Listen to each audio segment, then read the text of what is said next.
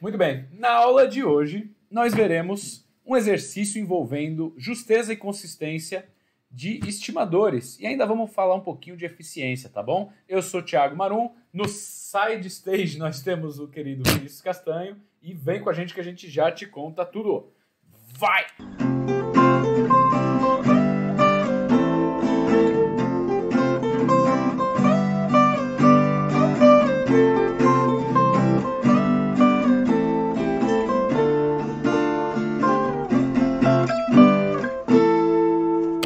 Muito bem, sejam bem-vindos ao canal Educacional THM, direto do estúdio da banda.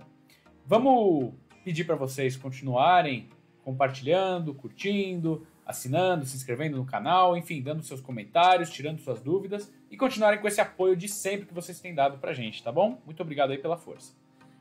Bom, na nossa última conversa a gente falou de estatísticas, estimadores, né? Estatísticas, estimadores, parâmetros e estimativas, né? É isso? Ok.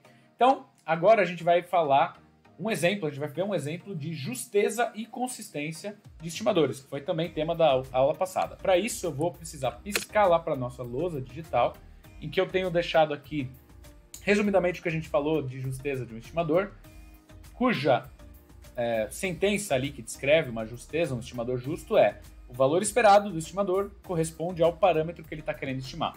Vamos dar um exemplo simples, tá? Vamos assumir uma variável aleatória x que tenha, né, valor esperado dessa variável mi e variância dessa variável aleatória x sigma quadrado. Então, beleza. E aí nós estamos interessados em uma associação dessas variáveis, ou seja, vou falar menos bonito, vou falar mais prático.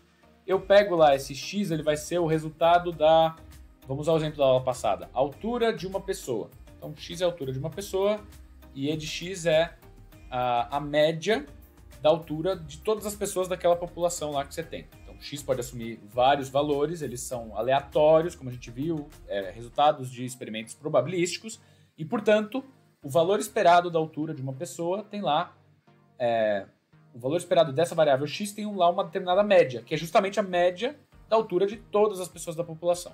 Pronto? Deu para entender? Sim. Ok. Então, você falou sim forçado ou foi assim? Deu pra entender. Sim. Ah, tá. Obrigado. Parceiragem. Então, quando a gente tem uma variável aleatória x assim, como a altura de uma pessoa, e a gente quer estimar a média da altura de todas, a gente vai usar um estimador. Que estimador é esse? Seria o x-barra. X-barra é a média amostral da altura das pessoas, no caso, né? Da variável aleatória x. Como é que funciona isso para um conjunto com, por exemplo, 5 pessoas, 5 elementos? Você vai ter lá uma observação de x, que é uma variável aleatória, então você vai ter meio que um experimento probabilístico, que vai ser um determinado x1. Eu chamei de 1 só para a gente saber que é o primeiro, né? Mas eu vou pegar isso daí a partir do experimento probabilístico, e essa variável x1, ela tem também seu valor esperado, que é mi, sua variância, que é sigma quadrado. Mas ela é um número. Quando eu tirar esse resultado, ela é um número, né? Uma estimativa. Mas tudo bem, eu tenho lá x1, depois x2. Percebam que eu estou pegando da mesma população diferentes extrações probabilísticas. Eu tenho x1 mais o x2 mais o x3, são operações diferentes. Eu estou pegando pessoas aleatoriamente e vendo a altura delas. As estimativas são as alturas de cada pessoa. Eu vou somar essas alturas todas e dividir pelo número de elementos para ter a estimativa da média amostral, né? A estimativa da média populacional, que é o x-bar, média amostral. Agora sim. Muito bem, na prática isso é simples. Você tem lá os 5 valores, soma todos, divide por 5, esse é o seu número, estimativa que tenta de alguma forma inferir o mi. Agora, o que a gente quer saber é o valor esperado de x-barra, para saber se esse x-barra é justo. Então, estamos provando a justeza desse estimador. Como que eu faço isso? Bom, eu tenho que pegar aqui o valor esperado de x-barra. E aí, como é que eu faço essa operação? Eu tenho que pegar o valor esperado dessa sentença toda aqui. Como que a gente faz isso? Ora, a gente olhou lá em teoria de probabilidades média e valor esperado de uma variável aleatória. não é diferente nesse caso, só que lá a gente não estava olhando com essa ideia de amostragem, de probabilidade, de estatística, de inferência. A gente estava olhando bem no contexto de teoria de probabilidades, algo mais numérico. Então eu vou pegar os conceitos de lá, trazer para cá já compilados. E se você tem qualquer dúvida nesse sentido aí, volta na aula no nosso curso de teoria de probabilidades, está completo, e dá uma olhada. Se você ainda tiver dúvidas de como fez depois da aula, deixa nos comentários. Pega o nosso livro que está lá disponível no nosso site THM Estatística gratuitamente e tem a lista de exercícios com mais de 100 exercícios resolvidos. Então, não tem como sair sem saber esse tema, mas a gente vai passar ele rapidinho aqui. Então, como é que funciona? Eu tenho o valor esperado de x1 mais x2 mais x3 mais x4 mais x5 dividido por 5.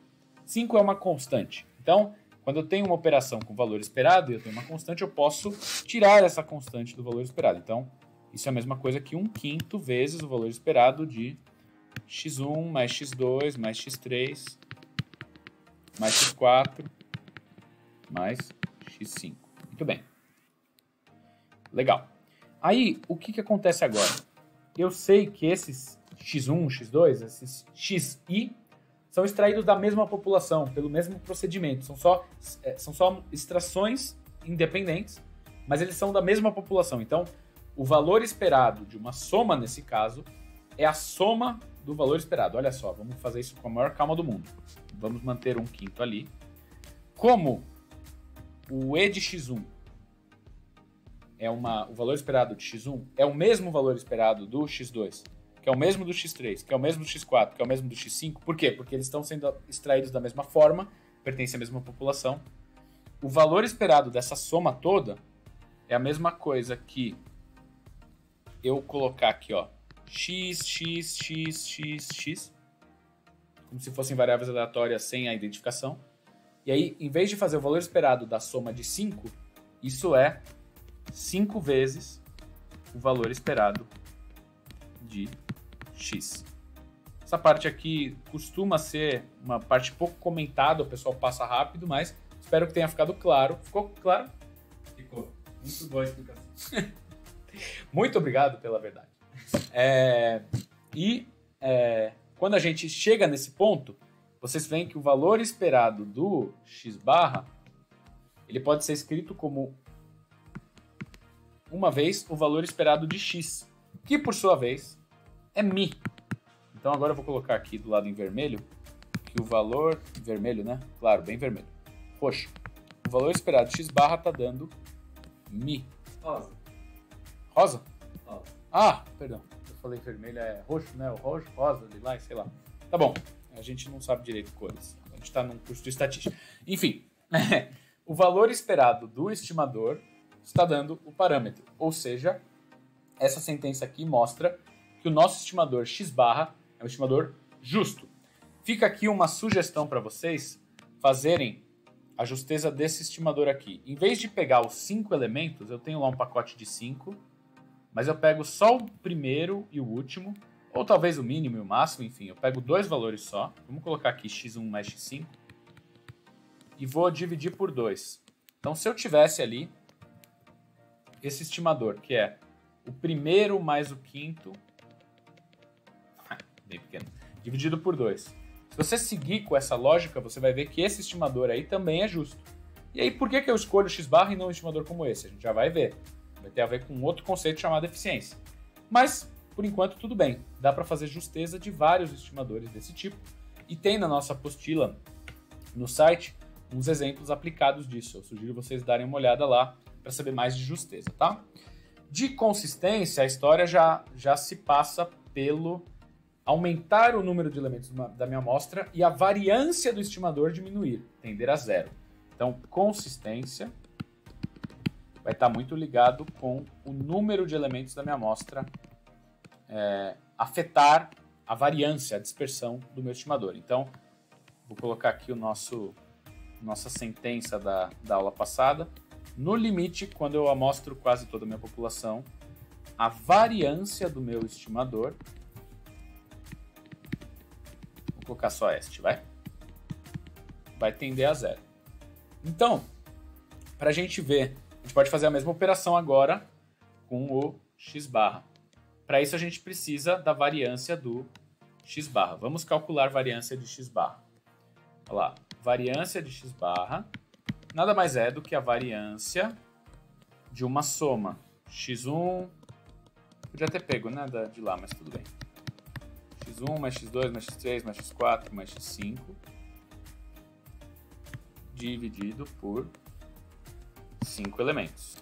Muito bem, como vocês bem lembram lá de teoria de probabilidades, quando eu tenho uma constante no operador de variância, eu posso extrair isso ao quadrado. Então, eu vou extrair aqui o 5 ao quadrado e vou ficar com variância de x1 mais x2 mais x3 até x5. Vou colocar assim resumido, vai? x5 mais x5, pronto.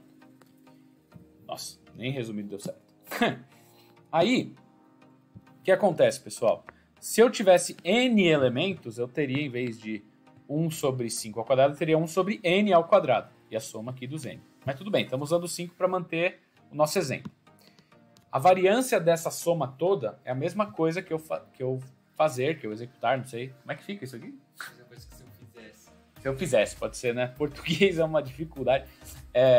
A variância da soma é equivalente à soma das variâncias. Ou seja, esse termo que está aqui em cima, deixa eu já deixar um quinto, esse termo ali, um quinto ao quadrado, esse termo é a mesma coisa que pegar a variância de x1, somar com a variância de x2, somar com a variância de x3 até x5.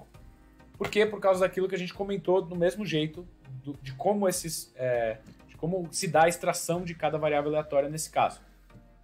E aí se eu tenho var de x1 mais var de x2 mais var de x3 mais var de x4 mais var de x5, e todos são o mesmo var de x, né? Todos têm a mesma variância, então a gente tira x1, x2, x3 e troca tudo para x, isso aí vai resultar em 5 vezes a variância de um determinado x.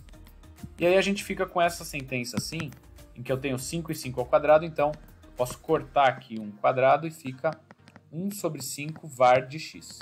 Olha só, var de x, a gente deu o nome de anotação de sigma quadrado. Sigma quadrado sobre 5. Muito bem, se eu tivesse n, a gente teria sigma quadrado sobre n. E aí, quando eu levar o n ao infinito, sigma ao quadrado sobre n vai tender a zero. E, portanto, x barra é um estimador consistente. Se você fizer isso, lá para aquele outro exemplo que eu falei para vocês, x1 mais x5 dividido por 2, e eu vou só voltar aqui para não poluir a nossa tela aqui. Se você fizer isso para aquele lá, ele vai ficar com uma variância que é sigma ao quadrado dividido por 2, nesse exemplo aqui. E aí você vai ver que existem variâncias de estimadores diferentes. Então, se eu tenho aquele x1 mais x5 dividido por 2 e o x barra, por que a gente está olhando x barra na maioria das vezes? É porque a variância do meu estimador para o x barra é menor. Ou seja, vamos agora recapitular uma coisa que eu falei com vocês no vídeo passado. A gente tem ali o nosso parâmetro que está aqui numa determinada canto. E nós temos um estimador justo. Portanto, esse estimador ele tem, em média, o valor esperado dele tende ao parâmetro. Então, é como se ele mirasse no alvo, né? Cada estimativa ali mirada no alvo vai estar centrada. A média dele está aqui. Agora, isso que eu estou fazendo tem uma certa dispersão. Vamos supor que isso aqui é a dispersão do x barra. Isso aqui são os resultados ali do x barra. Se a gente pegar os resultados do outro estimador, x1 mais x5 dividido por 2, quando eu tenho 5 elementos numa amostra e pego só o primeiro, o último e somo dividido por 2, a variância dele vai ser maior. Por mais que ele seja justo e seja consistente, é como se ele mirasse com menos precisão. Essa ideia, precisão, mas ligada à variância do estimador, e aí vai ter também resultados aqui, né, claro. Essa ideia da variância do estimador é chamada de eficiência. Então, o x barra, nesse caso, é um estimador mais eficiente, tá legal? Eu vou colocar um desenho simples para a gente terminar a nossa aula de exercícios daqui, que é o seguinte. Eu tenho estimadores que podem ser tendenciosos, ou seja, viesados, tendenciosos, ou justos, que são os que a gente quer escolher. E a gente tem os estimadores menos eficientes e mais eficientes. colocar aqui, vai, EFICE, vai, EFICE, pronto. E aí como é que fica isso, né? Quais são esses casos? Olha, eu tenho lá um alvo, vamos fazer o mesmo alvo para todos. Claro que tá o mesmo aqui, né? Vou pedir uma certa liberdade aqui artística para vocês. Considerarem que é o mesmo círculo em todos, o mesmo tamanho, tudo igual, certo? E quando eu tenho um estimador e tenho lá o meu parâmetro que está aqui, um estimador tendencioso não vai mirar certo. Ele vai mirar deslocado. Então, os resultados vão estar aqui. Só que, nesse caso, ele é menos eficiente. Então, ao mesmo tempo que ele está mirando na média errado, ele pode até pegar, às vezes, o valor. Pode ser bem disperso. Mas ele está mirando errado. O meio dele está para cá. Ó. O meio dele está por aqui. Ó. Tem um certo viés. Ele tem uma grande dispersão. Ele é tendencioso porque está deslocado. Então, ele não é justo. E, ao mesmo tempo, ele tem muita dispersão. Então, ele é pouco eficiente. Se eu tiver agora um mesmo estimador ali, mesmo viés, mas mais eficiente, ele vai estar mais constrito ali, ele vai ter uma mira melhor, ele é mais preciso. Beleza, ficou muito pequeno, mas dá pra ver. Agora, se eu tiver um estimador justo e menos eficiente, é como se eu pegasse esse círculo aqui dessa mira e colocasse ele centrado aqui no meio. E aí eu preencheria com todos os meus pontinhos. E um outro seria o mais desejável possível, que é um estimador que está centrado, então ele é justo, ele não se desvia do foco e ao mesmo tempo ele tem uma variância muito pequena. Então ele é muito preciso, ele é mais eficiente. Então, naquele caso, se x1 mais x5 por 2 é justo, mas é menos eficiente do que o nosso estimador adotado x barra. É por isso que a gente usa x barra nessas próximas contas. É por isso que a gente usa S ao quadrado, variância amostral, nas nossas contas, e vai ser por isso que a gente vai usar P-chapéu também. São estimadores justos, consistentes e eficientes. São os mais eficientes. Acho que tudo bem? Certo. Acho que um pouco geral foi isso. Deixa eu voltar aqui para nosso ambiente da banda. Para agradecer aí o apoio de vocês, pedir que se ficou alguma dúvida, deixa nos comentários. A gente se vê no próximo vídeo já falando de distribuições amostrais. Agora que a gente tem os estimadores, tem as propriedades deles. Então a gente sabe cada estimador e vai lá ter o valor esperado, vai ter a variância, vai saber que eles são justos e consistentes. A gente vai ter a distribuição dos nossos estimadores, que vai ser a base para todos os cálculos de intervalo de confiança, de teste de hipótese, de ANOVA, de tudo que você já ouviu aí falar de estatística, começa nessas distribuições e que tem muito a ver com teoria de probabilidades. Então, vem com a gente, se tá com alguma dúvida conceitual, volta no curso de probabilidades e dá uma sanada por lá, deixa nos comentários, a gente indica para vocês. E é isso. Tamo juntos e nos vemos no próximo vídeo. Até lá. Valeu!